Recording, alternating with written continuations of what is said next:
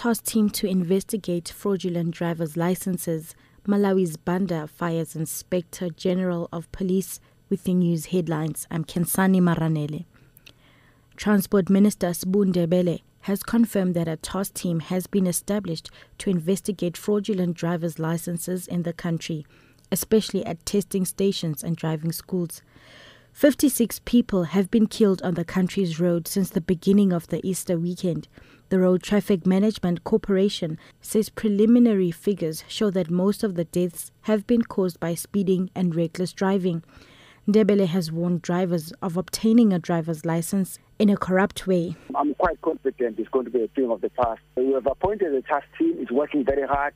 We want to ensure, and we warn everybody, let not your first act in public be an act of corruption. Getting a fraudulent license, we have started on a route to be corrupt right at the age of 18 of 19. It can't be. We are going to be closing those loopholes, dealing with those driving schools. Gauteng Community Safety MEC Faith Mazibuko says the house of late Constable Francis Rasuge's boyfriend William Nkuna remains a crime scene. Mazibuko was part of an ANC Women's League delegation that visited the Rasuge family in Themba, north of Pretoria, yesterday. It's been confirmed that Rasuge's remains will be buried on the 14th of this month. Rasuge went missing in 2004. Nkuna was sentenced for her murder, even though the body was not found. Rasuge's remains were found at Nkuna's home.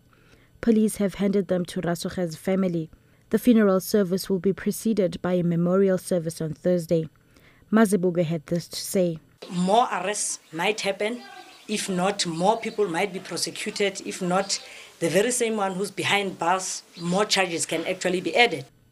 Malawi's President Joyce Banda has fired the Inspector General of Police Peter Mokito. Banda has now appointed Lot Zonzi as the new police chief. The appointment was announced through state-controlled Malawi Broadcasting Corporation this morning. The president gave no reason for firing Mokito. However, analysts say the writing was already on the wall because the fired police chief was behind the 6-month University of Malawi standoff between lecturers and government. Meanwhile, burial arrangements for the late former president, Bingu wa Mutharika, are yet to be announced. 2 fires have been reported in Johannesburg last night. City of Johannesburg Emergency Services spokesperson Robert Mulawudzi says a man was found burnt to death in a house in Parkwood, while another fire was also reported in the inner city. We received a call at Chester Road in Parkwood, whereby a 39-year-old man was burnt in a house. At the moment, it is not known what might be the cause of that fire. So our fire investigation team will be investigating as to what might be the cause of the fire. And then later on, we received one call at the corners of Kerk and N Street in the inner city of Johannesburg.